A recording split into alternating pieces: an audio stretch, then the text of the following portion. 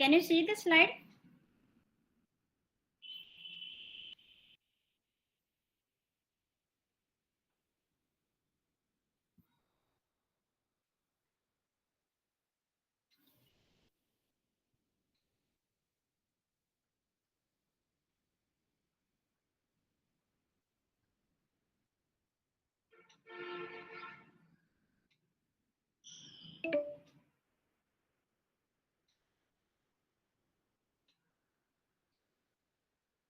Can you see the slides now?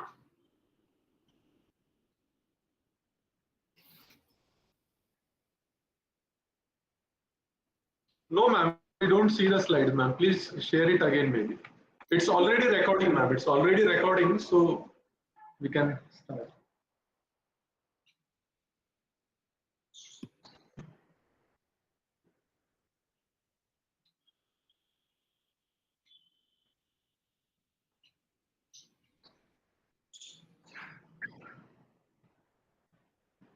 Ma'am, can you share the slides so that we can request some students to project them? Just a second. Yes, ma'am. Okay.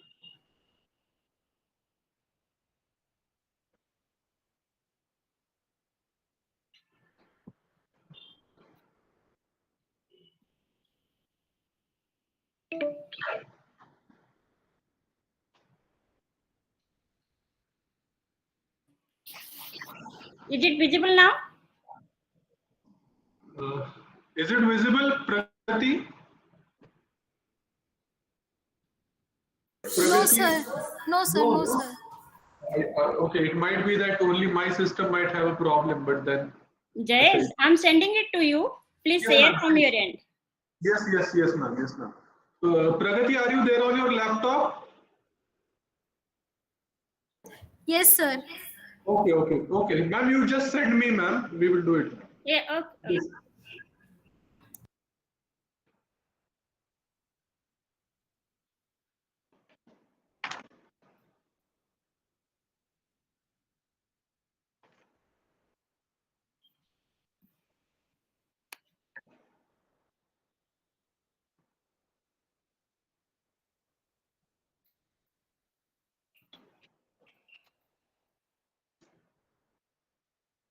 Ma'am, you can even WhatsApp me because that will come quickly, more early than through, because this government mail, this NIC mail is a bit.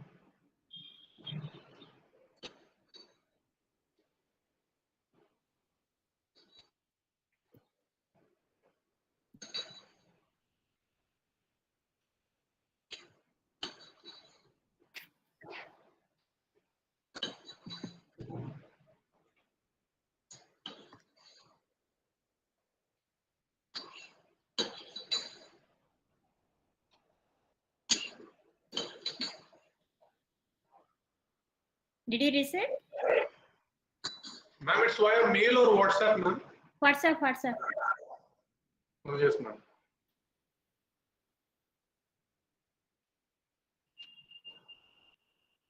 Pragati, Yes, sir. just send me a hi via WhatsApp. Yes, sir.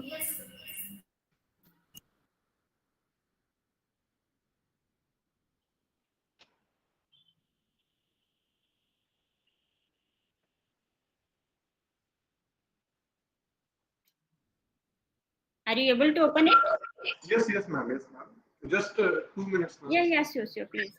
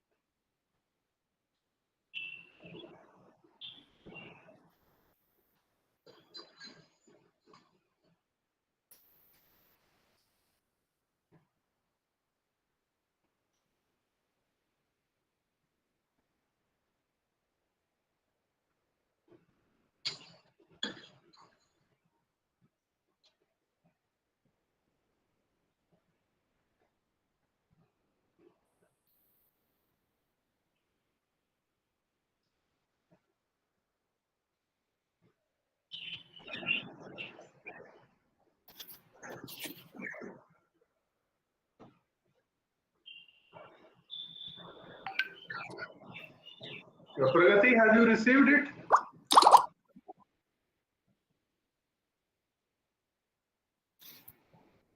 No, sir.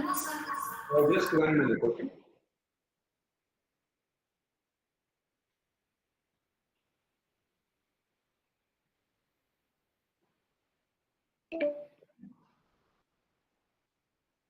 Is your just 1 minute? Maybe my internet. Yes. Now it's gone. So just share your screen, Pragati, Yes, and sir. Yes. maybe as per instructions of ma'am, then you can go to the next slide. Okay. Yes. By the time you share the screen, I also start my camera. Yes.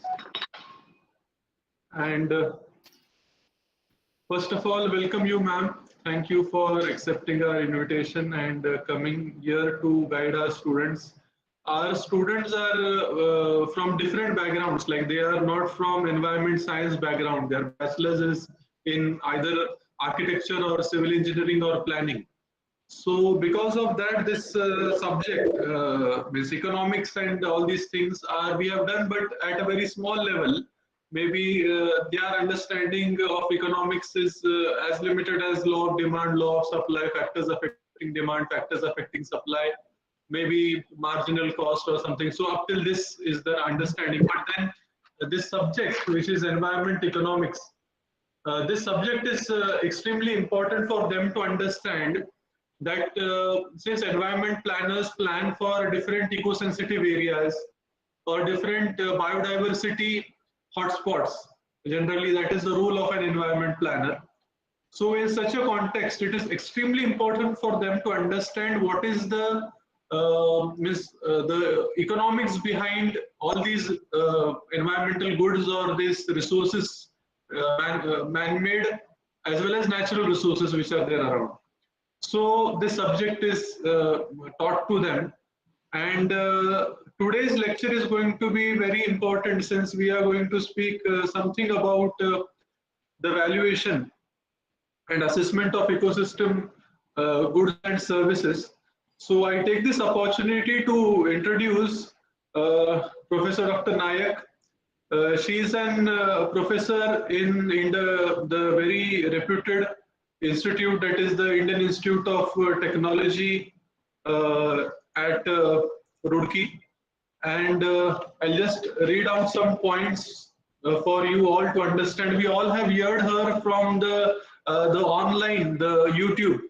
So some videos, many videos are there, ma'am, of yourself and one of the professors at Roorkee.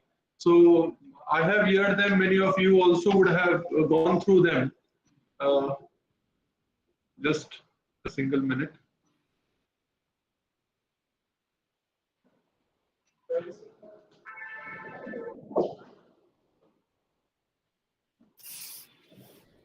So ma'am's area of interest are predominantly environment economics. She is an assistant professor working in different organization and in Roorkee from 2016. Her PhD is also from one of a reputed institute, that is IIT Delhi, in the subject economics. She is supervising various PhD students, especially working on economic valuation of different environmental goods, and especially triland forest resource, which is in Ethiopia. So it is already awarded, and she had been invited to various talks related to the sustainability, ecosystem services, etc. And she is associated or affiliated with the Department of Humanities and Social Sciences, because in that particular department, a lot of work is done related to the field of environment. And she is teaching the same subject, economics, ecology, environment, and allied subjects in IIT Roorkee since 2016. Many research papers are there to her credit, and she is affiliated to various professional bodies as well. She is a life member of various bodies, especially Odisha Economic Association and other association related to economics and environment. So with this introduction, I would be very happy to call Diptimayee Nayak, Dr. Diptimayee Nayak, to kindly deliver her address and request her to kindly enlighten the minds of these young students. They are planners, they are architects, and they are civil engineers. They are neither economics experts nor something related to environment studies or something. Okay, ma'am. Thank you, ma'am. Over to you, ma'am. Thank you very much, Jayesh, for this nice introduction, and thank you for the invitation. I'm really delighted to be here online to deliver this lecture and interacting with the students. Of course, environment is not actually only the field which economics as a discipline is studying. So for overall assessment, for overall understanding of the environment, we need interdisciplinary thoughts so that the environmental ills can be addressed to certain extent. So right now, what is the dilemma is that we are only looking at one perspective from one angle, that is the disciplinary angle.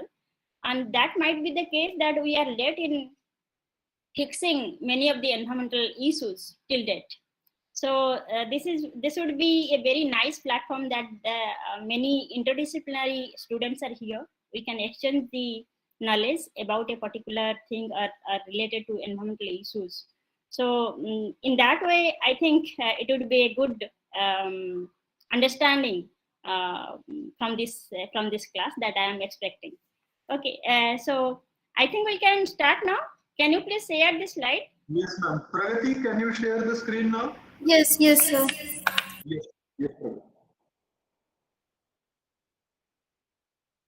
So we have 24 students. Yes, ma'am. Right? Nearly 23 25. Actually, the strength is only 17. Our batch is only 17, but some bachelor students and some other institute students have also joined. Okay. So yes, it's good to see them. So hello everyone. So my name is Diptimayee Nayak. We have already Dr. Jayesh has already introduced. So our focus here, it would be environmental values and assessment of ecosystem goods and services. Okay, so we'll be focusing on what exactly are the values associated to environment and how are we going to put a monetary tag on it. So basically, I'll be trying to make you understand in as simpler as possible in a layman's language.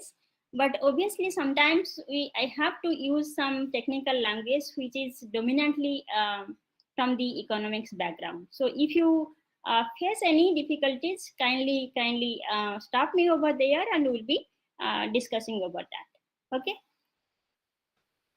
So basically, the contents that I have selected for you, it would be covering the broad aspects of environmental values and assessment of ecosystem goods and services. Okay. So Pragati, can you go to the next?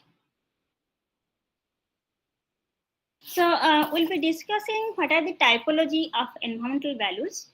Then we'll be discussing what constitutes this typology in order to measure the total economic values. Then we'll be discussing what is the meaning of ecosystem services, why it is so important, and what are the different classifications we are having in the academic and policy literature in environmental resource and ecosystems. Okay, so that will be discussing. And finally, we'll be discussing how to evaluate this ecosystem goods and ecosystem services. Okay, so major thing that I'll be emphasizing on that how to identify and how to quantify the ecosystem services. And once the identification and quantification of ecosystem services, physical quantification of ecosystem services, this task is over, we can move to the valuation part, that how to put a monetary price on all these ecosystem goods and services. Okay, and the basic exercise for doing this valuation is that we can at least have a policy exercise that how much of the cost and how much of the benefits we are going to have if we take some actions, right? So can you just turn up the next slide? So in order to evaluate these environmental goods and services, we have certain methods which are broadly divided into two parts, two approaches you can say. And basically these approaches are also drawn from theoretical literature from economics. So we'll be dividing these approaches into two parts for environmental valuation. The first one is the revealed preference methods, and the second one is the stated preference methods. So we'll be in detail we'll be discussing what are the families under this revealed preference method, and what are the methods that are available under this stated preference approaches. Okay, next please. So basically what I want to say, that by doing this exercise we expect some outcome. So what would be that outcome that we are expecting from this lesson? So first of all, we'll be able to understand that what are the goods, what are the environmental goods, right? And what are the values associated with the environmental goods, right? So we'll be understanding the values, because once we understand the values, then we'll be able to quantify and evaluate, right? And the other thing that I have already discussed, that we also will be learning two approaches of non-market valuation. So those approaches are the revealed preference method and stated preference method. So what is the beauty of these two methods? So the beauty of these two methods is that we do not have markets, typical markets for most of the environmental goods and services. And when the markets are absent for environmental goods and services, we need to capture the values of these goods and services. Then we have to go for some methodology which is known as the non-market valuation method. Okay, and in order to deal this non-market valuation, so in order to deal this particular exercise, we can use two approaches. The first one is revealed preference method, and the second one is the stated preference method. Pragati, next please. So before understanding what is the types of value, so let's discuss what values. So you know what is value? That means when you are putting some importance on something, you are saying that that particular thing is valuable to you, isn't it? So it is a layman's understanding. It is our understanding that what is the value. Suppose say this mobile is valuable to me because I do understand that this is important for me, and that's why I'm putting a value, right? And what would be the value? The value would be the market prices. Suppose say you purchase this mobile at a rupees of 30,000 or 20,000 or whatever. So that is the value of the mobile, right? So here, what I want to emphasize is that since this mobile is a marketable good, that means it is available in the market. There is a market for mobile good where you can know what is the price of that particular good. That's why you can find the value of this particular good is 20,000 rupees, 30,000 rupees at whatsoever. Okay, since there is a market, right? So what we are doing that we are taking the price as if that price is the value. Okay. But when we take into account the environmental goods and services, for most of these environmental goods and services, there is no market. Suppose say for example, you are suffering from asthma, right? And that is the reason. So you are not very comfortable to the outdoor air. So you prefer to be indoor, right? So that is the reason whenever there is a requirement to go outside, can you go to any market and say the vendor that I need air, pure air, so that I can inhale and there will be no problem during my journey from one place to another. It is not possible, right? But don't think about oxygen cylinder. That is for the extreme cases that are used for definite patients. But for layman's, for our day-to-day living, we cannot do this exercise or we cannot carry the air, right? What you are saying, the pure air, and if you see the market, there is no market for the pure air. So that is the reason we cannot go to any vendor asking that can you please give us, let's say 100 units, 100 gallons of oxygen for my consumption so that I can travel from one place to another. It's not possible. Why it is not possible? Because we do not have a market for it. Okay. So what is a market? You understand that is a common place where the buyers and sellers are there. Buyers put the price for the goods they demand and sellers exchange their goods. Okay, so that is the understanding of the market. But here there is no market for the air quality or you can say the pure air, and that is the reason for most of the environmental goods and services there is no market. And when there is no market for environmental goods and services or limited market for environmental goods and services, so there is a difficulty in understanding what is the value of these goods and services. So what I emphasize is that I understood the value of this mobile because I have paid a price for it, right? Monetary price for it. Okay. So I have given 30,000, 40,000, whatever the price for getting this mobile. So that's why I'm saying that the monetary value of this mobile is 30,000 or 40,000. Okay. But since most of these environmental goods, right, like your air, it is free of cost and we do not have to pay anything. There is no market for it. So that is the reason we do many times we are not actually putting that much importance or value to these environmental goods and services. Okay. And that is the reason the quality and quantity of these resources, environmental goods and services, they are degrading, right? And so in order to see that what kind of intervention or what kind of demand is there for these environmental goods, we need to see what kind of values are attached to these goods and services. Okay.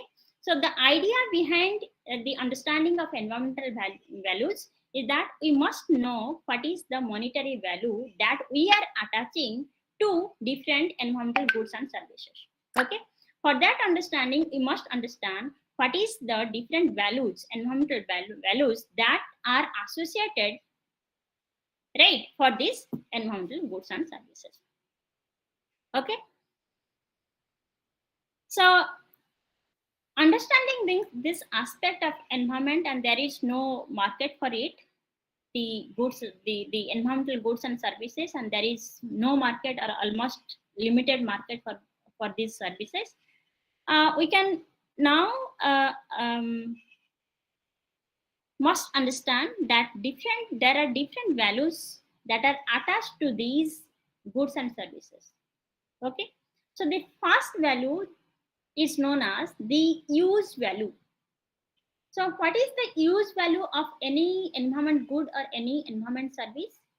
So these are defined as something which we actually get, right, from the said environment. So use value is nothing which are derived from the actual use of the environmental goods and services. So let's say that in this slide you can find fishing, right? Fuel wood. So we are extracting the fishes, right? We are extracting fish from different water bodies. We are extracting timber and fuel and other non-timber forest products, right, from forest ecosystems, and they are directly extracted, okay, and which is actually used from this environment, right? So this is the example of the use value. So what is use value? That use values are the benefits that we get by actually extracting the resource, okay, from the environment. So other examples you can take, let's say we are getting some benefits, right, when we are catching fish, or even you can get benefits, you can get satisfaction, you'll be happy to see the different ways of birds. If you are fond of bird watching, right, you are like you are an ornithologist. So ornithologist is a person who is fond of looking at birds, right, and getting satisfaction, understanding birds behavior and getting satisfaction. So when we get satisfaction, that means in economic sense we can say that our utility increases. When our utility increases, our welfare also increases. That is the ultimate thing that needs to be taken in order to understand that how happy we are, right, in this particular example. So the first value that is associated with the environmental goods and services is the use value, right, and the examples that we have already given. And again, this use value can be conjunctive use value, it can be non-conjunctive use value. So what is conjunctive use value? When you are actually extracting the resources, the physical resources, as a result the resource degrade or the size of the resource gets down, then it is known as the conjunctive use value, right, conjunctive actual use value. So what is non-conjunctive actual use, non-conjunctive use values? So here you are extracting the resources, but you are not actually, your action of extraction is not diminishing the stock of the resources, right? So that means, in other words, you can say you are not physically extracting, right? You are only enjoying. So for example, let's say that you are enjoying the you are paying a visit to Nilgiri hills, okay, or Himalayan landscape, okay, and you are getting satisfaction, your welfare is enriched, okay, but do you think that you have physically extracted the resources? No, you have not physically extracted the resources, although you have actually used the scenic view, the mental peace, the psychological well-being by visiting this particular landscape or particular ecosystem. So this is non-conjunctive because your action or your action of watching or your action of being over there and getting happiness or utility doesn't diminish the physical resource of the landscape. Okay, so this is what is known as the non-conjunctive aspect of use value. Next, please. So another value that is also associated with environment is known as the option value. So what is option value? It is beyond which is actually used. Okay. So that means when you use at the present. Okay. So you suppose say we have extracted 20 quintals of timber from a forest ecosystem. Okay. So what we have done? So we have extracted the resources physically, okay, at present. But sometimes what happens, the benefits that are we get, so it may happen at a future date, right? So that is what you can say, that the option values are the values of the environmental goods and services as a potential benefit, which is expected to be achieved or expected to be obtained at a future time, right? So this is as opposed to the actual date, okay, or actual present use. So this is a future use, right? Suppose say, for example, you can take this. You can look at this picture. Suppose say the science has discovered something, the use of a particular species, okay, and what are the benefits of a particular species. So that means it is an example of use values of that species, right, in medical sciences. But suppose say there are many species available, and what are the benefits of those species to the medical sciences or to us, it is not known. It is yet to be discovered, right? So maybe down the line, with the progress of science and innovation, we can know that a species which was existing like 100 years or 50 years, but we did not know what is its use, right? What kind of benefits that we can get from this species. So now the science has advanced. Down the line, 10 years after, we got to know that yes, this particular species has a value to us because it can be useful in so and so medicines, right? So this is the example of the option value. So that means here the use or the benefits or the values can be achieved at a future date. So that means it has a potential for benefiting the human being, okay, which we know after some time or at a future date, right? So from these two types of values that we have discussed, so what do we know? That this potential use can be in terms of the use for the individuals, can be in terms of the use for the future generation, and also can be the use by others, right? All the humankind. So the option value can be the combination of the potential use by a particular individual, right, or particular group, or the value for the future generation, or the value which can be used by all the human beings.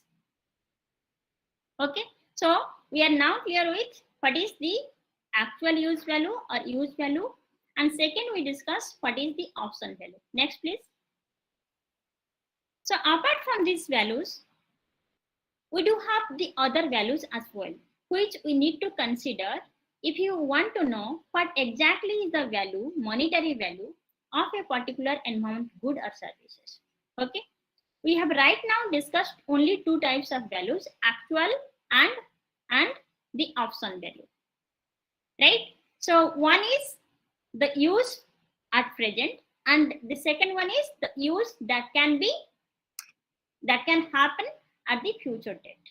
Okay, so the actual use value plus your potential use value is nothing but you can say is giving us what we call the total use value. So total use value from a particular environmental good or service is a combination of actual use value as well as the potential use value, right? So apart from this use value, we have the other values associated with the environmental goods and services. Those are known as the non-use value. So what is non-use value? The value that we are getting, but it is unrelated to our use. In the first category, that use value, we get the value because we are using the particular good or particular service. But here, in case of the non-use value of the environment, although we are not using it, right? But still, we are valuing it, right? So that is the reason non-use values are the values which are unrelated to human use, right? So under this non-use values, we can take some more components of the values to understand. The first kind of value is known as the existence value. So what exactly is the existence values? That values which are expressed by consumers or us, right?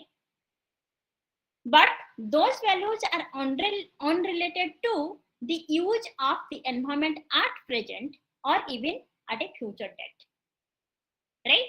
So that means here we are putting a value on this particular environmental good or environmental services which is not related to our present use, right? And even which is not related to our future use, but still you are identifying that particular good or services, you are putting importance to that particular good or services, and hence you are valuing those goods and services. Okay, so that is known as the existence value. Next. So apart from this existence value, we do have another value which is very philosophical in nature, and these values are generally used in environmental debates, right? Which is a part of the philosophy, and if you want to see what exactly that part, it is known as the environmental philosophy, right? And under this environmental philosophy, broad areas of environmental philosophy, so we have a subject called environmental ethics.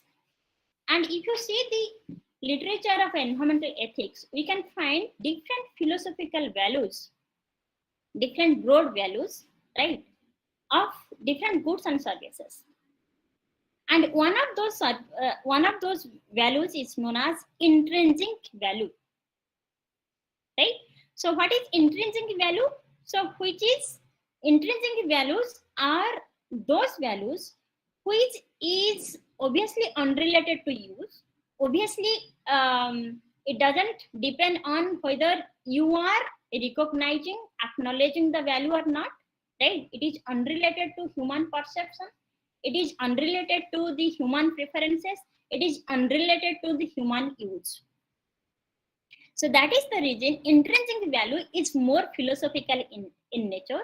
It means some value is there inside the particular good or particular service or particular species, right? So intrinsic values are inherent in nature. They are inbuilt in nature. Whether you acknowledge or you do not acknowledge, or whether consumers put the importance, they do not put the importance, it is unrelated. Okay, so that means the value that stays in something, I'm emphasizing this word in something, and which is unrelated to the human being altogether, that is known as the intrinsic value. So we can take an example. What exactly would be the intrinsic value, right? Suppose say we are saying animals are valuable. So many of us argue for animal rights, right? So that means we are saying animals are valuable, and because of which we do have different organizations which try to protect the rights of animals. Okay. So what would be the example for intrinsic value? Let's say animals are valuable because they live their own lives. You have not created. Some power has created, or they have their own power to be created, right? So when we see that animals are valuable because they live their own lives, it is not related to our use, it is not related to our preferences, it is not related to our acknowledgement. So that means the value is inside the animal. That's why animal is a particular animal, or animals are valuable, right? So when you see the non-use value, which is unrelated to human use, we are taking into account two different values. The first one is existence value, and the second one is intrinsic or inherent value. Right? So, in contrast, what we are doing, we are having another value that we have already discussed, use value. Okay? So, if you see in the lens of this philosophical thought, right, we can go back to the philosopher like Immanuel Kant. So we can find that all these values which we are clubbing as non-use values, right? In contrast to these non-use values, we are having something which is known as the actual use values. Okay, so these use values are derived because of the consumption, or because of the utility that we get. Okay, so the actual use value is derived from the philosophical understanding of the instrumental value, or which we saying that is having the utilitarian concept of value, right? Instruments. So that means here we emphasize that in contrast to the non-use value, we are having something is called instrumental value, which is completely based on the utilitarian principle. So what is utilitarian principle? That when we get utility by consuming a particular good or service, right? That is the reason we put a value to it. We understand the importance of that particular good and service. That is known as the instrumental value. So that means we value those goods because it is an instrument to satisfy our demand. Okay, so instrumental value are something you can say that valuing something for its benefits that we are getting. So we can take the similar example, but they are having very different meaning. So what are the example? What can be the example of this utilitarian based instrumental value? Animals are valuable because we can eat them, right? So many of the human beings are non-vegetarian. Okay, so when non-vegetarian, they consume animal meat.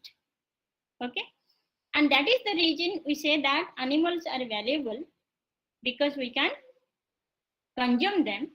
Then this particular aspect that we are putting a value because we can consume them is an example of your instrumental value, which is based on the concept of utilitarianism. Next, please.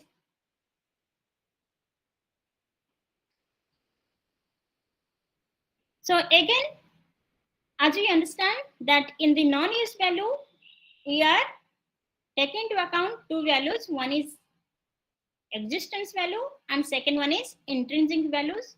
And these are highly debated because they are very philosophical in nature, right? So to cure this, to take this piece I have just extracted this piece. Sometimes we are saying that in the intrinsic value, we can include the existence value, right?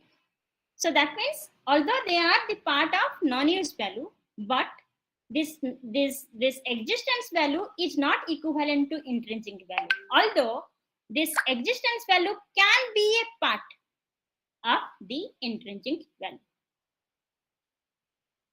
right? Next, please. So our understanding of these values for different environmental goods and services are actually extracted, are actually based on different schools of thought. Okay, so those school of thought can be in terms of the anthropocentrism. If you believe on this particular schools of thought, that is anthropocentrism. So that means we emphasize or we value on something, right, which is only giving benefit to the human beings. So that means, in other words, you can say in the argument of anthropocentrism, or those who are believing in this anthropocentrism, they believe that only humans have intrinsic values, not animals, not other species, not flora and fauna, right? So only humans have intrinsic value. But if you see these schools of thought put forth by bicentrism, right? So they highlight that it is not only the human beings, but also some non-human life, right? They also do have intrinsic value. But if you see the ecocentrism or ecocentric school of thought, they emphasize that whole of the systems, whole of the global ecosystems, they do have value, right? So now, since we do not have monetary value for most of these environmental goods and services, and based on these schools of thought, we are saying no, the humans are having values. Not only humans are having values, but also non-human life, they do have importance and values, and also whole of the ecological systems and ecosystems, they do have value. So based on these schools of thought, again we try to see, so what are the values that we can see on different goods and services. Next, please. So based on this understanding of different values that can be associated to environmental goods and services, right, we can find what is the total monetary value of those goods and services.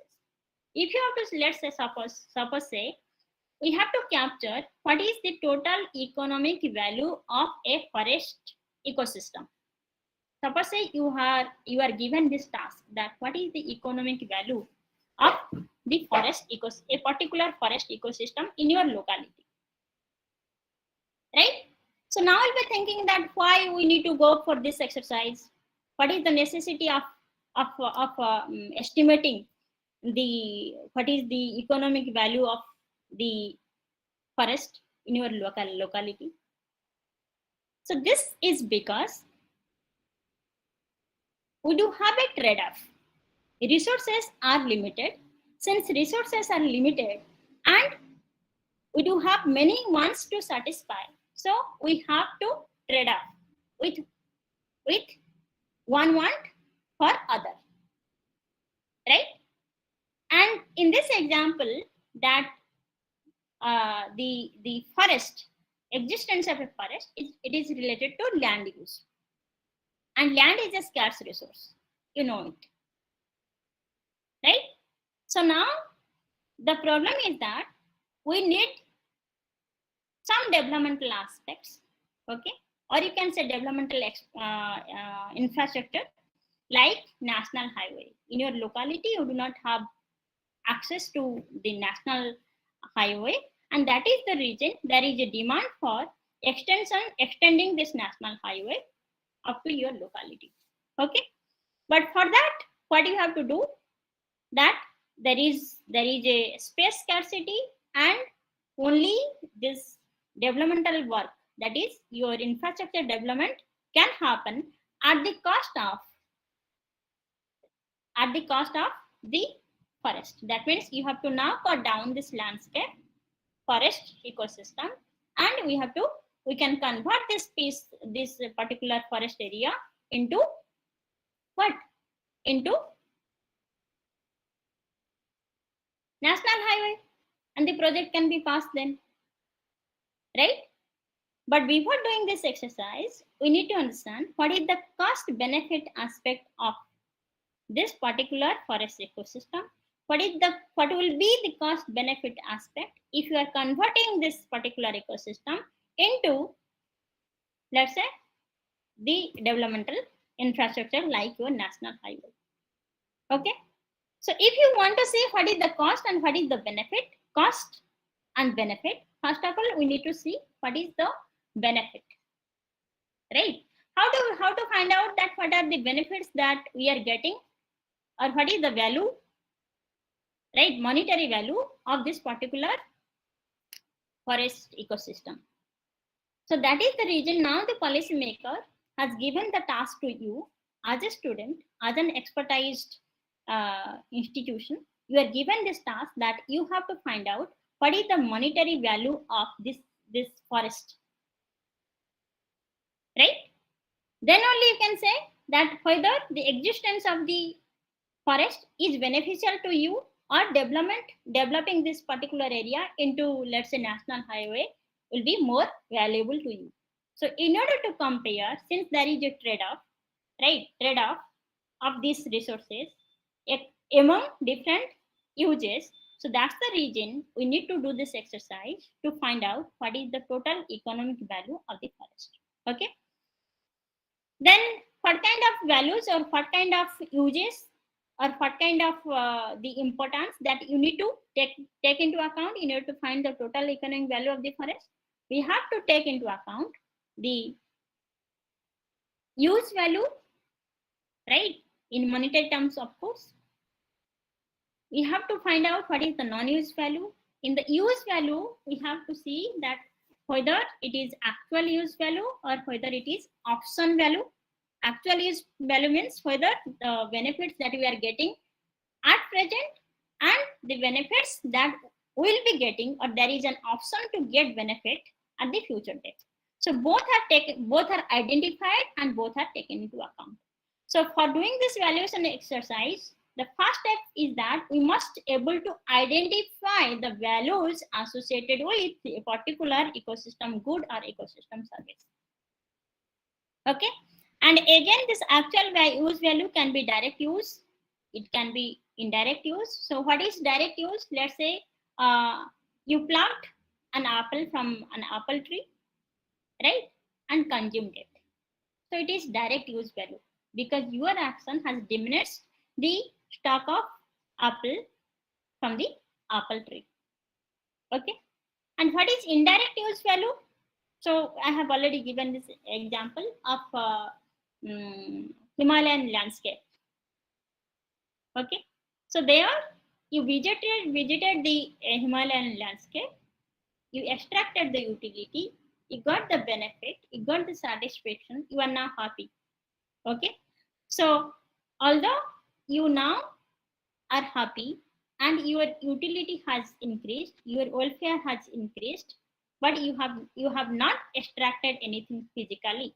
So that is the indirect use value. So while taking a note of, while compiling what is the use value, you have to take into account the actual use value, option use value, as well as the direct use and indirect use value under the category of actual use value. So this is the first part of the story. So which is easier to capture, that is use value, that we exactly we are using, right?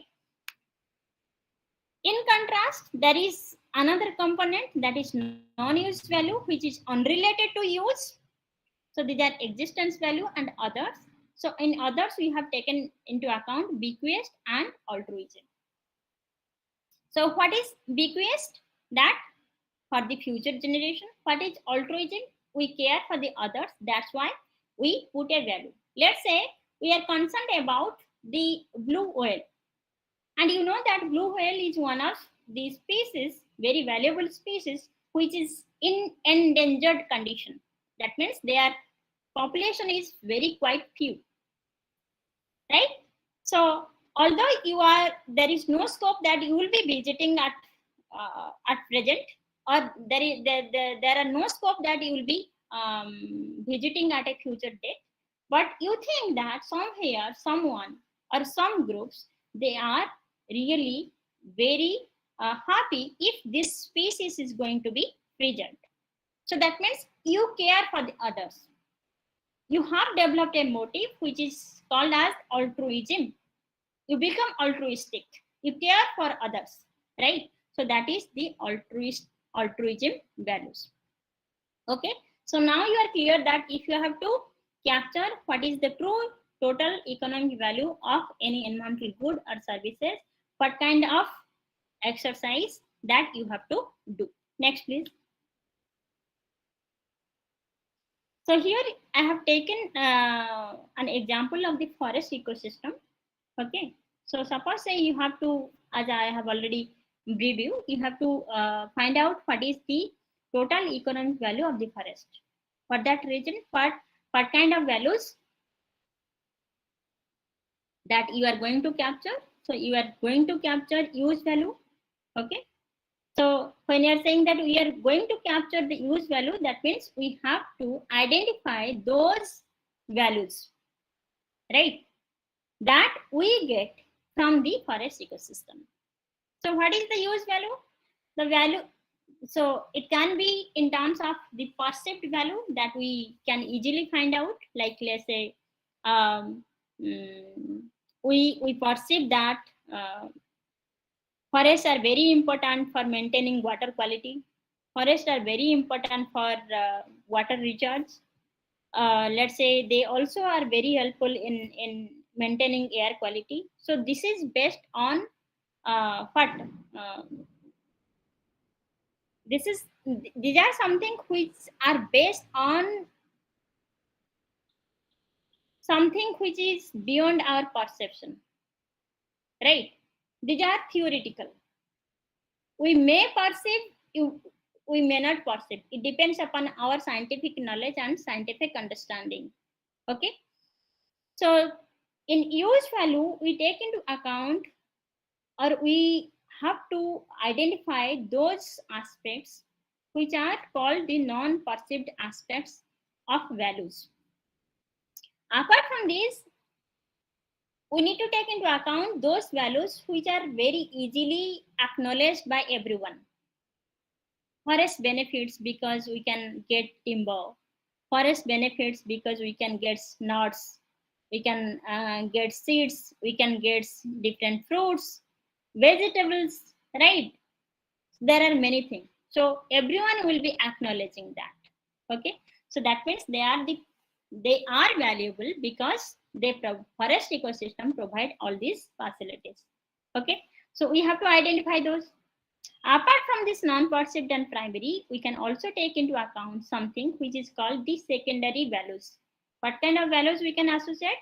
We can see that we can benefit from the wildlife. We can maintain the food cycle, right? We can see the biodiversity. And we can also go for recreation, tourism, right? And sometimes you also find that because of this forest ecosystem, we develop community integrity, right? Why? Because when we, so this is again based on our common understanding that, let's say that from a particular peripheral village, ladies, they used to go to extract non-timbers, like non-timbers means for minor products like nuts, mushrooms, leaves, dry leaves. So those kind of thing they used to extract. And so perhaps you have observed they used to go in a group, like 5 to 10 ladies. They come together, they go together, they fetch whatever they want to fetch from the jungle, from forest. So don't you think that by doing this exercise, right, going together, maintaining a group, it develops the community integrity? Yes. So that means this aspect also needs to be taken into account under this use value. Apart from this, we can also find out the non-use value, like option. There might be some species which is having some potential to be beneficial, let's say at a future date, right? Or something must be preserved for our future generations, right? Or something which is existing, like your biodiversity and the scenic beauty. So when we are trying to see what is the total economic value of the forest, we have to take into account all these values associated. Next, please.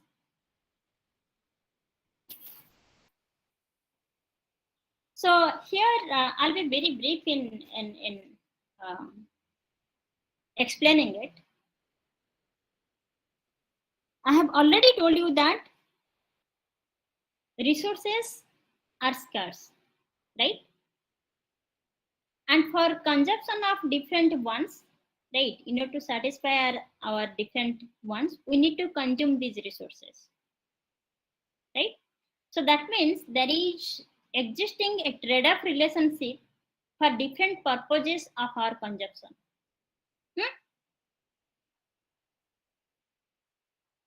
And the particular environmental goods or environmental services we are discussing here, it can also be understood in the same lens, of the consumer theory, right? So what exactly is the consumer theory? To be very simple, that if you take our example, our day-to-day life, we have a budget. Let's say 500 rupees you are getting towards pocket money from your parents, right? And for that you are getting and you know that you do have different wants to satisfy within this same budget by utilizing 500 rupees. Okay, so now we'll be thinking that if I can go for consuming, let's say taking dinner outside twice, right? Or I can go to a movie, okay, because you do have only 500 rupees. So if you are increasing the consumption of one good, then you have to decrease the consumption of another good, right? Here these two goods are, let's say you're taking dinner outside, and the second good is watching movie in a cinema house, right? So that means there exists a trade-off relationship. Okay, if one is increasing, if the consumption of one particular good is increased here, the other has to be decreased, and this is known as the very basis of consumer theory in economics, right? And if you see the environmental goods, they are also following the same principles of consumer theory, right? Because consumption of environmental goods also involves trade-offs, right? So how it could be? Let's say the air quality. This is an environmental good, and for ensuring air quality, right, you have to spend, otherwise the quality will not be increased, right? But you have a specific budget, let's say 30,000 for your household. So how to ensure indoor quality to be reached? You have to purchase something in order to fix the indoor air quality. So maybe in terms of air conditioner, right? So that you can increase the air quality. So now what do you have to do? If you are purchasing the AC, then you have to decrease the other consumption, the consumption of other goods. So maybe you have to go by bus, you have to stop using your own vehicle, right? So that means this environmental goods also involves trade-off. If you are increasing the consumption of one, then you have to decrease the consumption of the other conventional good. The same is also applicable for a policymaker. Let's say we are taking into account the same air quality. you want to ensure that the air quality in your city or town must be increased. Don't you think that in order to do that, it will be involving a cost, right? And for a municipality or for a town planner or the administrator, you can say, they do have a fixed budget. Okay, so now what will they be doing? They will be actually thinking, or they will try to trade off that which one is to be given the priority, which one is to be increased fast, whether the quality of the air quality is to be increased or whether to maintain the congestion in the road, traffic congestion. So where to spend our money? Resources are fixed from the very beginning, I've said. So don't you think that here the same consumer theories, the same principle of trade-offs are also applicable in case of the environmental good as well? Okay. Suppose say now the policymakers, right, are ready to pay, ready to spend for ensuring air quality from let's say average air quality to a good air quality. So that means now the policymakers are ready to pay. What is ready to pay? They are willing to pay in order to ensure the good air quality, right? That is the reason they have shifted some amount of resources, okay? And it tells us nothing but our willingness to pay for the environmental good. So what we understand that we are emphasizing the importance of air quality. That is the reason we are ready to pay, let's say, 5 crores of rupees or 10 crores of rupees in fixing our local air quality in our municipality area. Right? So that means the demand for environmental goods are expressed in terms of willingness to pay. Right? So how do I measure the demand for a mobile? It is expressed in terms of price. If you are ready to pay the price, you can get this mobile from the market. But here the demand for the environmental good is not expressed in terms of price. It is expressed in terms of the willingness to pay. Why it cannot be expressed in terms of price? Because there is no market for it. Who is going to provide you pure air quality? Right? That is the reason the demand for environmental goods and services are expressed in terms of willingness to pay. And again, that is the reason this willingness to pay is used as a proxy of the price. Okay, so this is what I just wanted to convey, that how the consumer demand for environmental good, and we are directly linking to the economic theory. So here price is nothing but willingness to pay. In case of conventional goods, in case of the market goods, we are measuring this in terms the value of the conventional good or marketable good in terms of price. But for environmental goods, we are measuring the value of this environmental good, or we are measuring the demand for environmental good in terms of willingness to pay. Right? Next, please.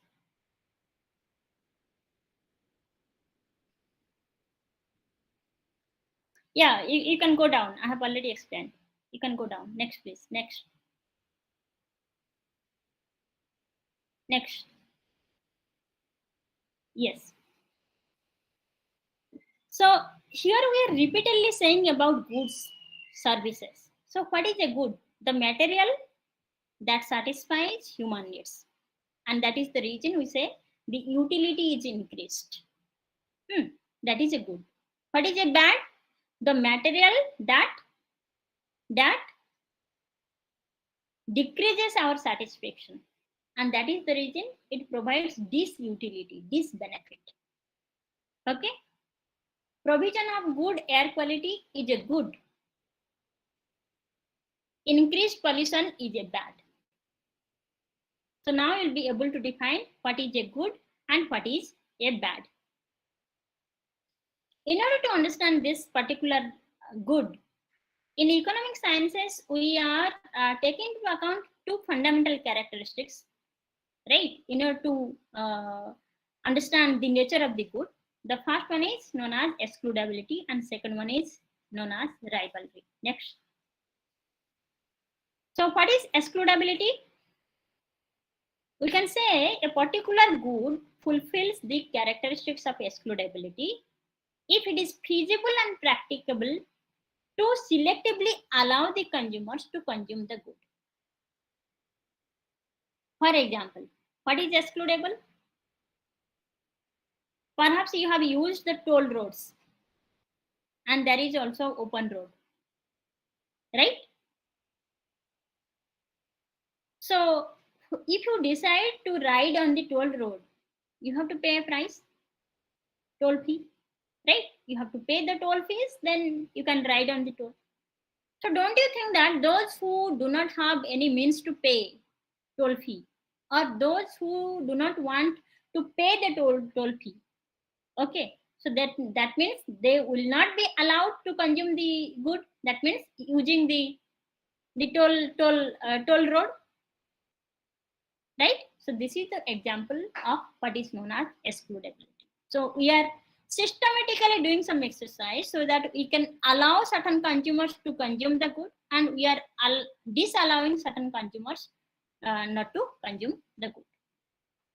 Likewise, a bad can be excludable if it is feasible and practicable for the consumers to avoid the consumption of the bad. So when you are using the good, we try to consume it. But when you are using a bad, we try to avoid the use. Next, please. So second characteristics of the good is rivalry. So what exactly is rivalry? Let's talk about the good. A good is rival. When it satisfies that, if the act of the consumption reduces the amount of the good that might be available for others to consume, then it is rival. Right? Suppose I have purchased a particular asset. So that means the same asset will not be able to purchase. That good or that asset is rival to you. Right? So this is the meaning of rival, that if my activity in consumption or my consumption is reducing the chance for others to consume the same good, then it is rival good. Okay. Next, please. So now we'll be stating what is environmental good, because we have to evaluate it. Okay. So what is environmental good? Do you think that it is a public good? Public good like your road, public road. If you see the characteristics of the public good, like your public road, or you can say national defense, it satisfies the two characteristics. That means it is non-excludable. You cannot do anything to exclude certain category of people and allow others to be in. And if you are consuming, the same amount of the good will be available for others to consume. That means that is the resource or the good will not be diminished. That is the reason all the public goods are having the characteristics of non-excludability and non-rivalry, right? But do you think that these public goods are the environmental goods? No. So there are differences. Next. Next, please. Next. So what is the typicalness? What is the very uniqueness of this environmental good in comparison to public good, in comparison to the market good, or you are saying private good?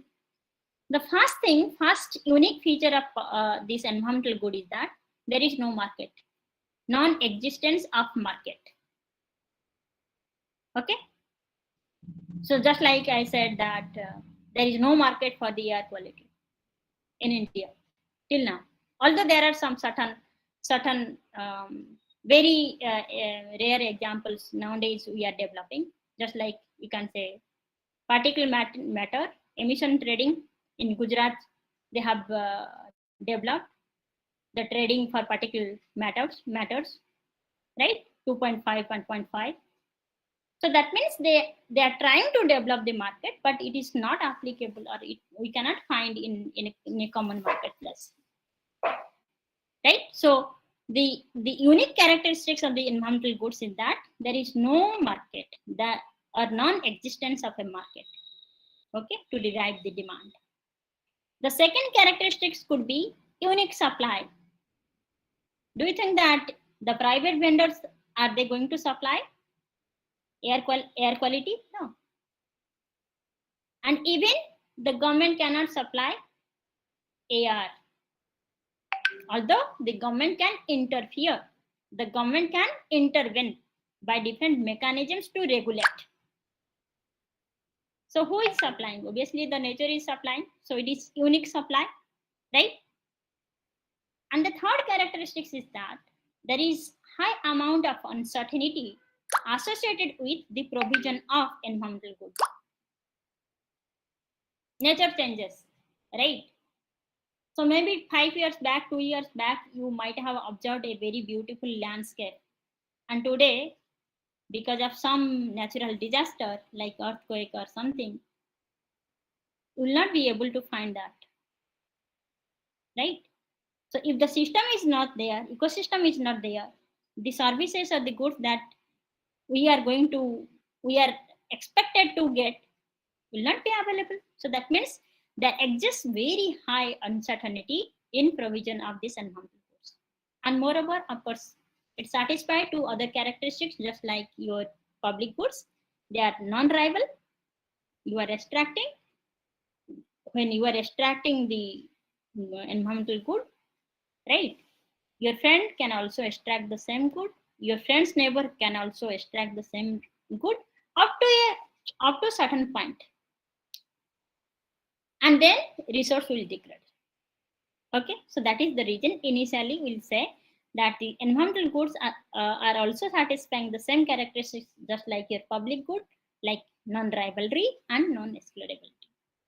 When I'm consuming the air quality, fresh air quality in the morning, your friend, your neighbor, whosoever want to have a morning walk, he or she can consume it.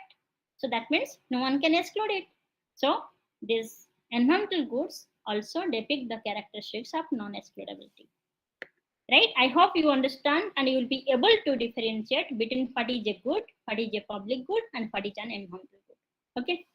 Next. Yes. Yeah. Just a minute. Go back. Yeah. So what I have said in the previous slides, that willingness to pay is a proxy of your price. When there is a market, price is a means to see what is the value of that good. When there is no market, but still we can see that whether there is a value or there is a demand for that particular good. That is in terms of willingness to pay.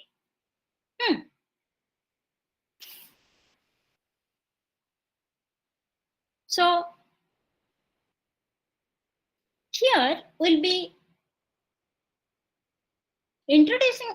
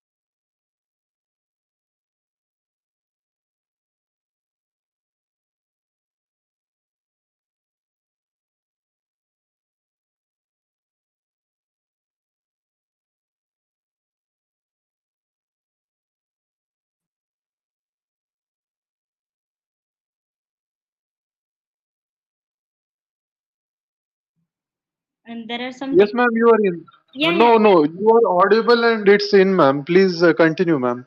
Okay. Yes, ma'am. So what you are discussing is that we have already explained what is willingness to pay. Okay, which is a proxy to price. So now we'll be introducing another concept that is known as the willingness to accept. Right? So suppose say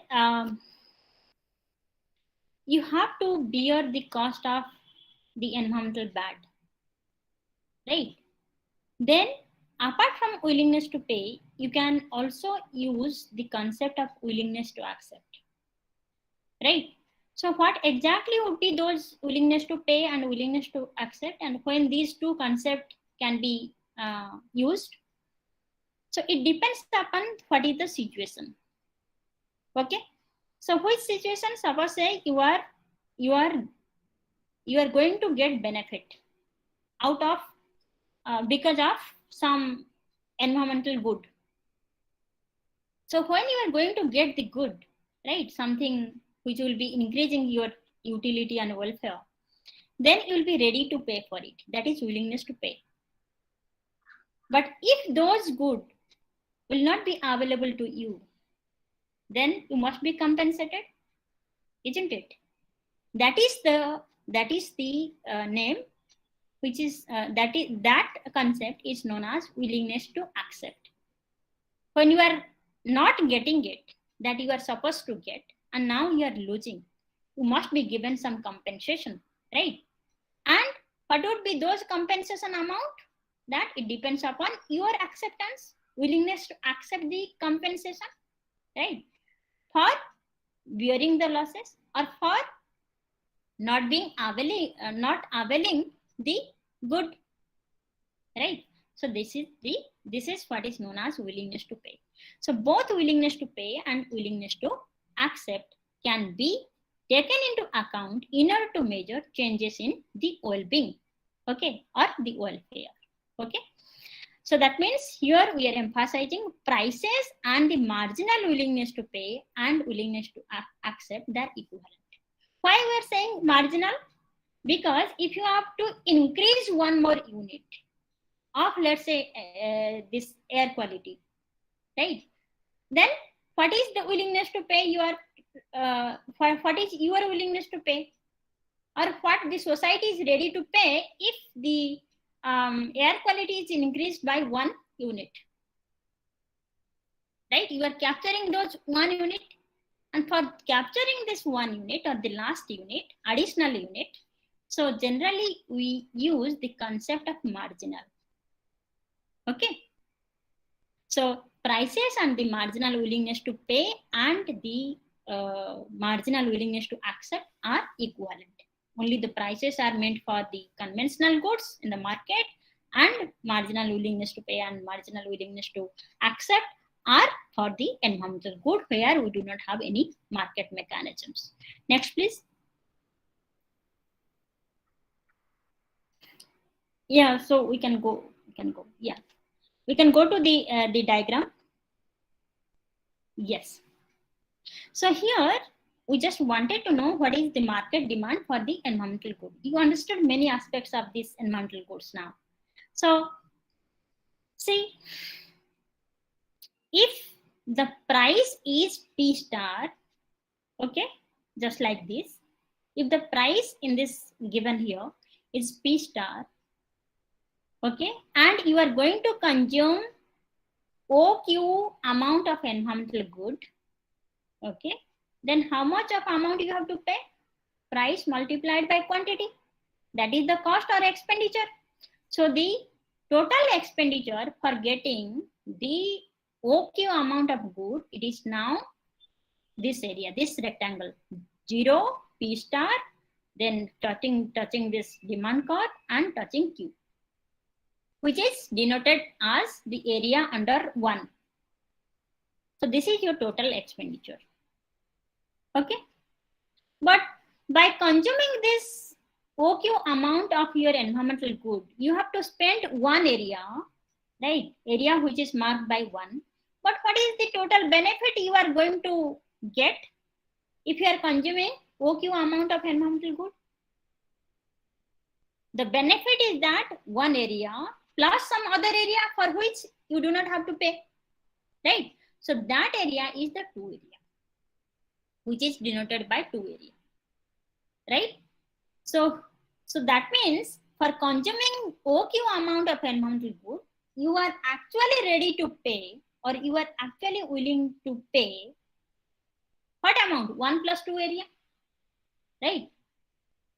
But in the market, what you are paying, actually paying, not willing to pay, you are actually paying is 1.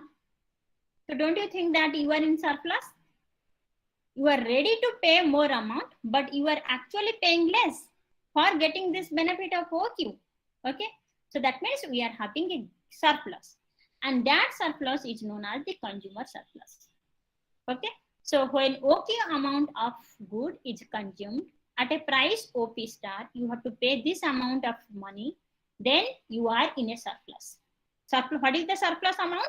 The area, the surplus area is the area which is denoted by 2.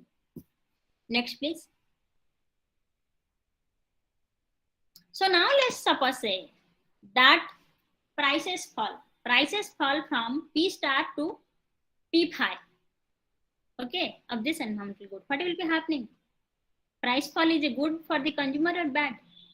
If it is like a normal good, it is good for the consumer. Why?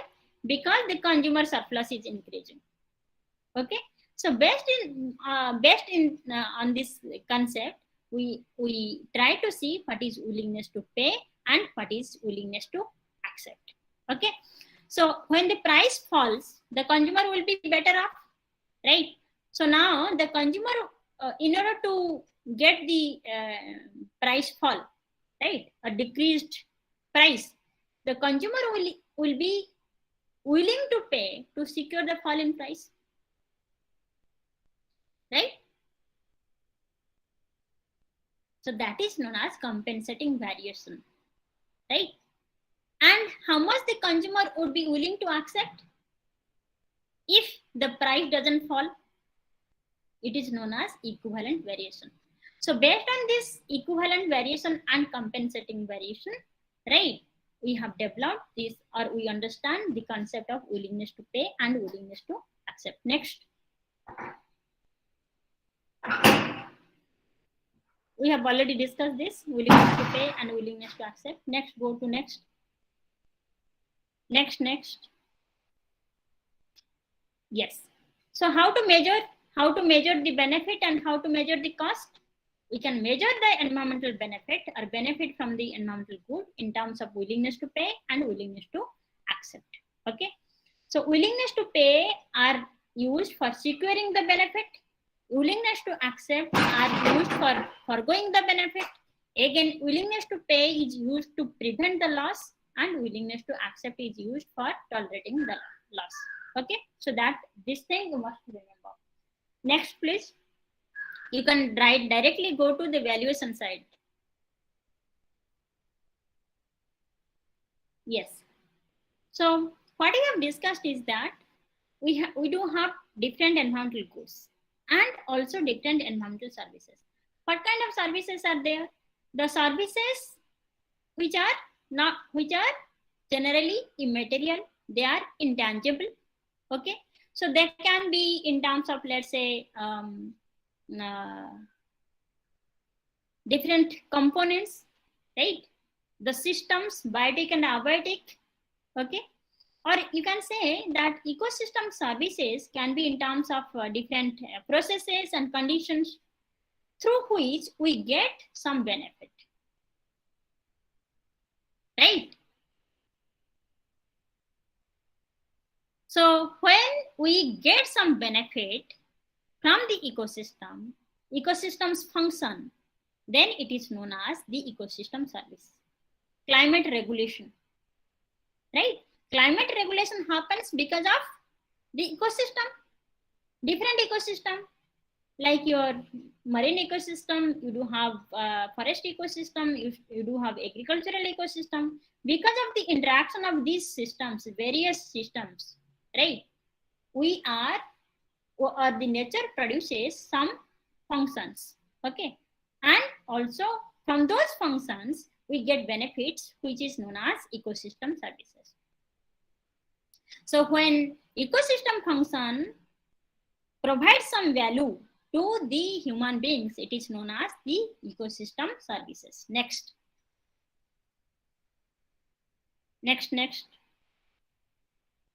So here we just want to understand what are different types of ecosystem services are there. So we'll be only discussing the seminal idea behind this ecosystem services. Nowadays we do have although different categorization. So what is the seminal idea? Seminal idea of the ecosystem services is first of all drafted by the Millennium Ecosystem Assessment Report in 2005. So according to this report, we are having 4 different types of ecosystem services. First one is your provisioning ecosystem. That means which the nature is providing, ecosystem is providing. Example, food. Regulating ecosystem services, which happens because of these different functions, right? Climate regulation. Cultural ecosystem services, like your, let's say, recreation, religious purpose, cultural purpose, right? So perhaps you understand that in some of the regions they also do puja, right? They worship trees, rivers. So they are the part of the culture. So they are the cultural ecosystem services of the nature. And apart from these, there are certain services which helps in providing, provisioning, regulating, and cultural services. Those are known as supporting services, just like your nutrient cycling, or you can say primary production, right? And these services, right, supporting, provisioning, regulating, cultural, they give us different kinds of welfare or human well-being in terms of security, in terms of material, in terms of health, in terms of our social relation. Okay, so now we can go to the last slide, which talks about the valuation techniques. So the challenge is that once we identified all these, how to evaluate it. So we do have 2 methods, as I have already described. One is your revealed preference method and second one is stated preference method. Can you go ahead? In revealed preference method, go ahead. So you can skip like 5 slides. Yeah. So these are the other categorization of ecosystem services recently developed. Okay. Go ahead. Go ahead.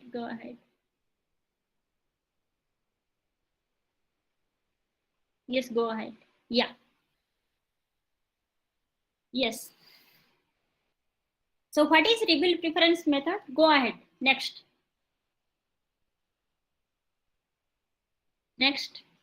What is revealed preference method? Go back. So that means here we are revealing our preferences, right? That whether, what is your preference? Let's say you are hungry and you want to take some food. So food can be anything, right? Anything in the sense. So the alternative of food available is sandwich, your rajma chawal, your paratha, your let's say idli dosa. So there are so alternative available. So now we'll be asked that what do you want to take? We'll be saying, let's say dosa, idli dosa. Yeah, that could be the first preference. That means my preference. If I have to put one, which one has to be consumed? Dosa, idli, or else I can go for paratha. So what are those? So those are psychological things you are doing before taking a final call or before putting a choice that what exactly is to be taken. So these are all preferences. First preference, second preference, third preferences that you do in your mental behind the scene in your psychology, right?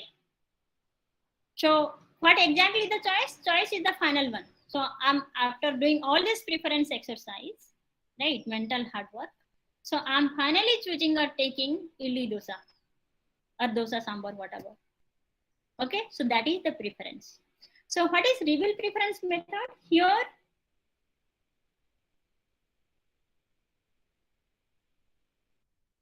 producers, they do different choices in the market, right? And when you are capturing those choices from the market, it is known as the reveal preference method.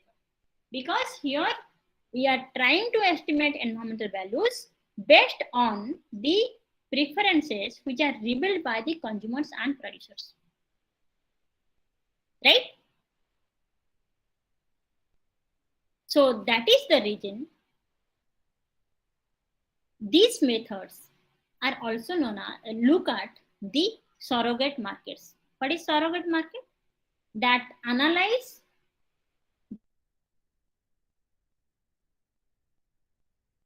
the market is not available, right? Direct market is not available, but we are just looking at the preferences of the what?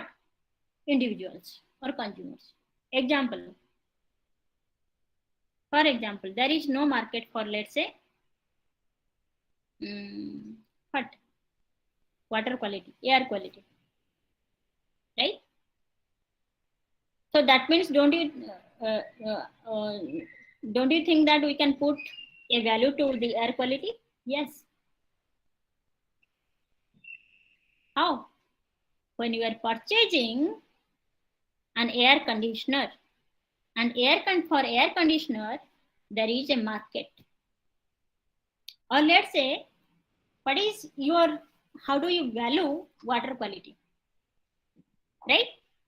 So for purchasing water quality, for valuing water quality, there is no market, but there is a surrogate market. What is a surrogate market? The market which reflects the behavior of the consumers and producers in an indirect way. There is no direct market. So when you require increased water quality in your house, what are you doing? You are doing some exercise. Which exercise? You have to go to the market and purchase an RO water purifier, right? So this behavior is revealed in the market, and this behavior states that you are valuing water quality. That is the reason you have purchased the RO water purifier. So what is the value that you are putting for air quality? That is, the value is the amount that you have spent on the purchase of this equipment. Okay, so that is the reason it is known as the value when we are trying to estimate the environmental values like your water quality. So here the preference is revealed. Okay, next please. Next. Yes. So see this example, this popular example of AquaGuard, right? So what Madhuri Dixit here is doing, she is saying that we can take water from AquaGuard, okay, and that is the reason she is advocating for this use. So don't you think that in this way she is valuing the water, quality of water? Yes, that means she is revealing her preferences that I have already purchased a water. So purchase this equipment. So that's what I'm revealing what is my preference or what is my demand for the air water quality. Next.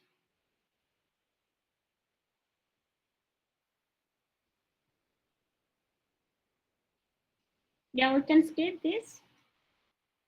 If you require, I have already shared the slide, you can use it. So these are some of the theoretical things, but due to lack of time, I have to wind up. Yeah, go to the next. Yeah. So what are the different, once you understood what is, go back. Once you understand what is the reveal preferences, what is the meaning of reveal preferences, I hope you understood it. So now we'll be discussing what are the different methods available under this rebuild preference approach. So we do have this averting behavior or defensive behavior expenditure approach. So you are valuing a particular environmental good, and that is the reason you are spending some money in order to fix those, just like you purchased RO. So don't you think that in this way you are trying to avoid or the bad water quality? That is the reason it is known as averting behavior. Or defensive expenditure. You are spending, and for that reason you are defending that why are you going to spend, right? So apart from these, there are certain other methods available. That is known as hedonic pricing method, travel cost method, cost of illness approach method. So all these are the family of the rebuild preference method. So where the consumers or producers behavior is rebuilt. Right, just like in hedonic pricing method, the consumer's behavior is revealed in terms of whether that the consumer is preferring a good environmental quality or not. Suppose say we do have two options. Okay, the one property is located with all the physical characteristics like structural variables, bedroom quality, the size of the bedroom, quantity of the bed, number of bedrooms, okay, location, and with a price. And the second one is located nearby the riverfront, okay, with all the additional qualities. And if you have to see what is the value of the environmental good that is river facing or which is near the river, we can find out by using this method, hedonic pricing method, right? And that is the reason we can see that how this environmental attribute is affecting the value, property value. So here we can capture this. Next, apart from this, next, the second method that is also available, which is, yes, please here, is known as stated preference method. What is stated preference method? Unlike rebuild preference method, we do not have to explicitly reveal our preferences. Okay, so what is stated here? That we need to see the preference, but the preference would be expressed, right, in terms of developing the hypothetical market scenario. There is no market. For both these methods, there is no market. In the first case, rebuild preference method, we take into account surrogate market or related market in order to see the behavior of the consumers. But in case of stated preference method, there is no even related market. So in order to see what is the preference of the consumers and producers for the environmental good, we have to develop a market which is known as hypothetical market.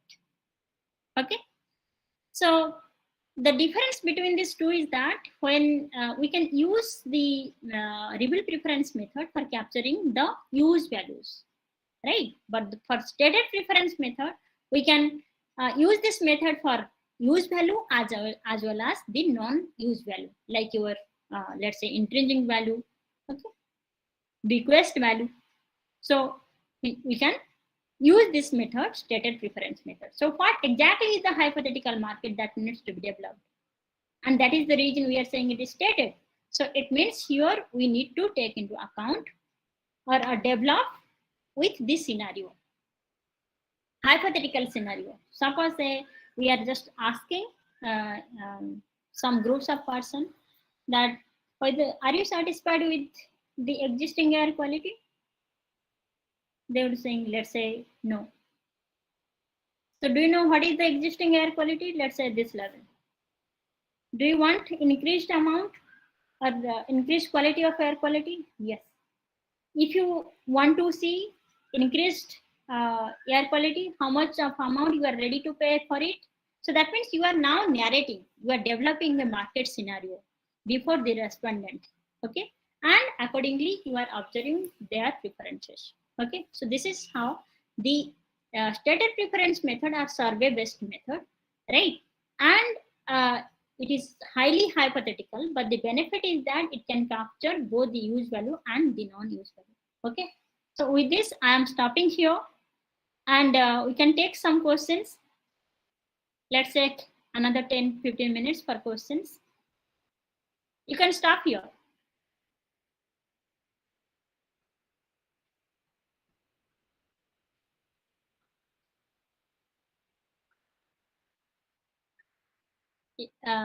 First of all, I would like to know that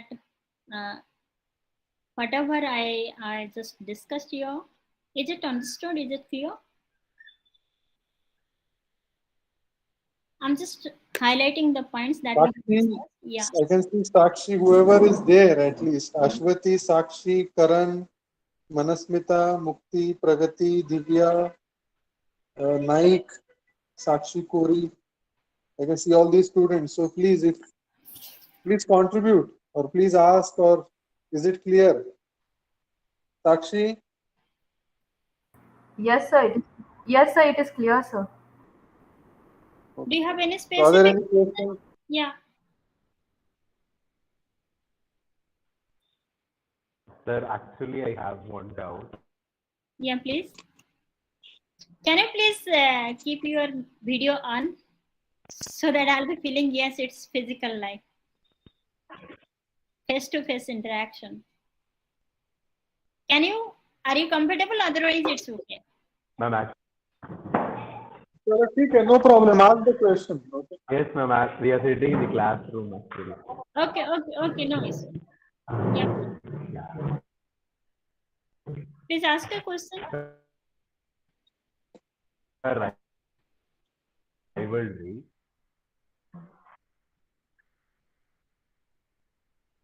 Are using more water supply, some are not getting the water. Can you please write down? I'm not able to hear you. Please, can you please write down? Use this message chat box and write down. Yeah, I'll type in the chat box. Sure.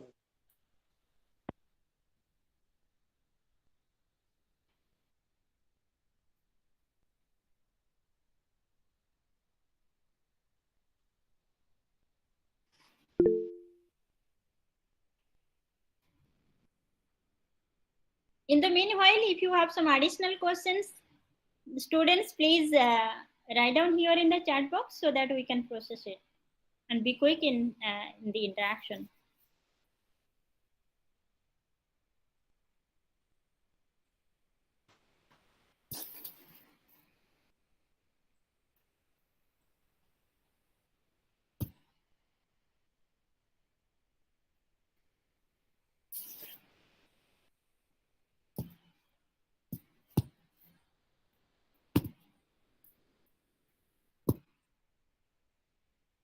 In the meanwhile, we can take some more questions. Yes, ma'am. The question is, how is environmental goods not Non-drivable. non-drivable? Yes, ma'am. Please. Yeah. So if you see the environmental goods, right? Let's say in some initial stage, let's say air quality before 30 years, or even air quality now in a very small regions, rural area, air quality is non-drivable, right? Your household is getting the same air quality and you are living, right? Or some other persons who are new to the village, they settle down in that village. Don't you think that the air quality is going to degrade? No. Why? Because for air quality to degrade, there is a certain benchmark threshold beyond which the air quality, if there is further degradation, further pressure, then air quality will degrade. Okay. So that is the reason when you are saying that environmental good like air quality, right? In the initial phases, or even right now in some rural areas, right? Many of the rural areas. So now they are non-rival as well. But yes, if you see the air quality like Delhi, Mumbai, some metropolitan cities, air qualities are highly rival, right? Even though we are maintaining some patches, some, let's say, in a VIP area, right? Air qualities are something different. Even you are inside your institute campus, air quality is something different, right? And that is the reason most of the outsider, they used to utilize their your space in the morning, right? So that means air quality in general, they are non-rival, but after reaching a threshold level, they will start to degrade.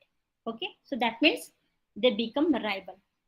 Okay, but to start with, the environmental goods are non-rival.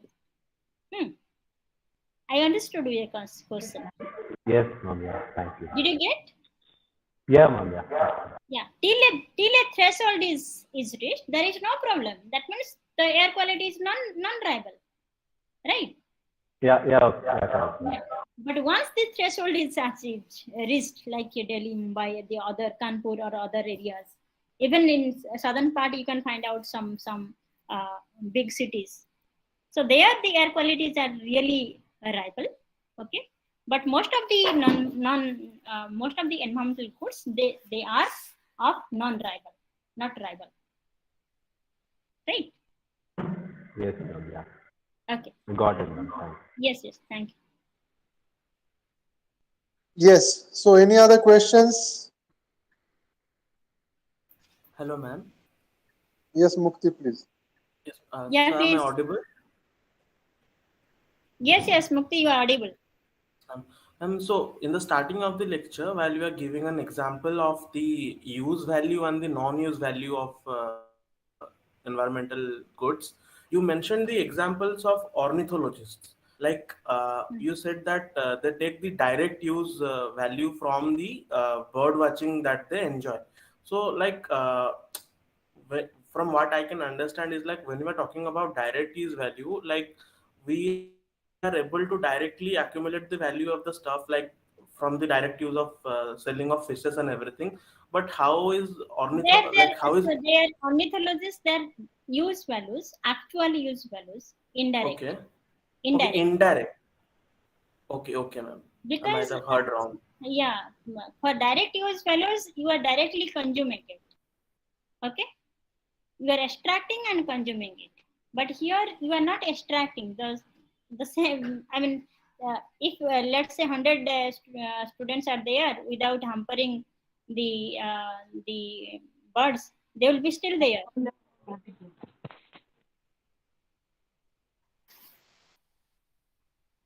Okay, ma'am. Thank you, ma'am. Okay, thank you, Mukti. Any other questions? Joseph? Auxilia? Yes. So one thing, like ma'am was talking about the consumption, and at one point we were talking about the price of the goods. Like in one sense, we can say like when the price of the goods increases, I mean, reduces, it will help the poor cope up with it, means to access it more.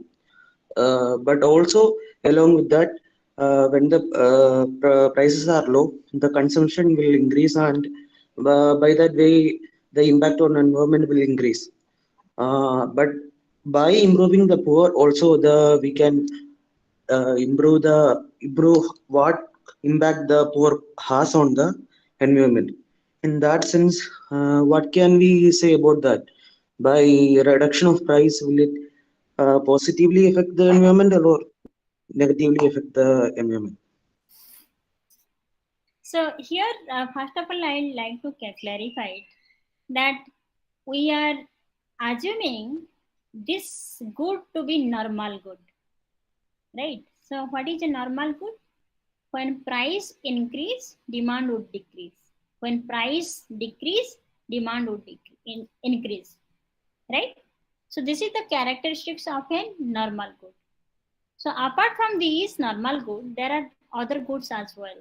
Like you must have heard about luxury good, very peculiar good, like some treasure, right? Or you can say some rare collection. So there are some exceptional good, like they can be exceptional, they can be even inferior. Just like that people used to ride public buses when their income is low, right? But they will be starting used to, they will be stopping to use public buses when their income would be more. Yes or no? Yes. So that means depending upon what is the nature of the good, we must able to interpret that whether reduction in price is good or increase in price is good. But our point here, when I try to give this example, that when prices decrease, so I assumed or I quoted that it is a case of normal good. So in the normal good, when prices decrease, then what will be happening? Quantity consumed will be increased. And here what I wanted to emphasize, that when prices decrease, as I have already figured out, that when let's say price is 10 rupees, at 10 rupees you are consuming let's say 5 units of this particular good. Now prices has gone down to let's say from 10 it is 8 rupees, and that is the reason you are increasing the quantity, more additional quantity, let's say from 7 to 9. Okay, so the assumption behind is that it is a normal good. Had it been the case, the other goods like inferior goods or your luxurious good, then it is something else.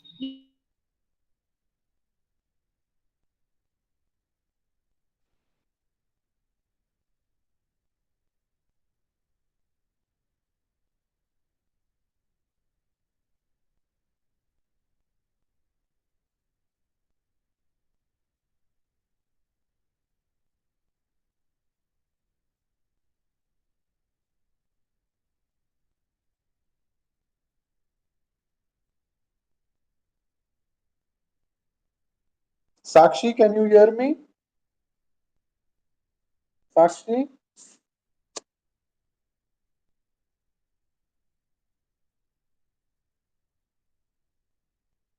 Yes, sir.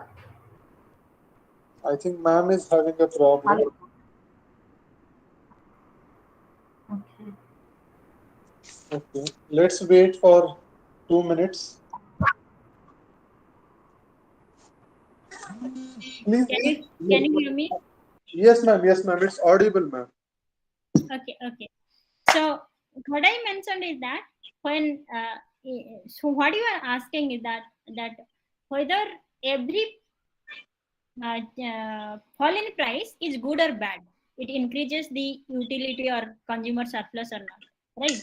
So in case of this inferior good means when your income increases, you do not like to consume that, right? So take this good. So if the prices of this inferior good decreases, don't you think that you are going to consume? You are not. That means your welfare is increased. That means your consumer surplus is not going to increase. So depending upon the nature of the good, we try to understand what is the surplus, that whether the price fall is good or bad. Is it clear now? Okay. Did you get, Joseph? Yes, ma'am. It's clear. Okay, thank you. Any other question? Right now you have. Yes, so if there are no questions, then maybe we can conclude, ma'am, I think. Okay. So thank Yes, you ma'am. very Thank much. you. Yes, thank you, And ma'am. So, yes, ma'am.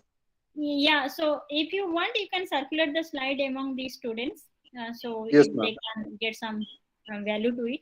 Okay. Yes, ma'am. And ma'am, I think it is my request from SPA side that in some case, if our students during their master's thesis, if any kind of help they want related to economics, please please respond to them, because Yeah, this yeah, is a sure. yes, ma'am. So, So yes, yes, even though you are not responding, we get so many mails from many parts of the world. We yes. reciprocate with them. So it's Yes, our yes, yes, yes, ma'am. It is just a request, ma'am, because of yeah, course yeah. we know that everyone is commitments are there, but then just a request. Okay, so with this, I would like to thank Diptimayee Nayak ma'am for interacting with you all. There were many things which we were not, means our students were not aware, and thank you for making them aware. And this is very important, that how you evaluate the various elements of this ecosystem, and especially environment goods. So this was a very interactive and very helpful session for the students. So thank you once again, ma'am. Thank you very much, ma'am. Okay, okay. Thank you very much for Okay. the invitation. I like it. Yeah. So we will stop now, ma'am. Thank you, ma'am. Thank you. Okay, okay. I'm We will disconnecting. talk via phone for the other Yeah, details, yeah, ma'am. sure, sure, sure, sure. Okay, Thank you ma'am. so much. I'm Yes, ma'am. disconnecting. Thank you. Okay. Okay.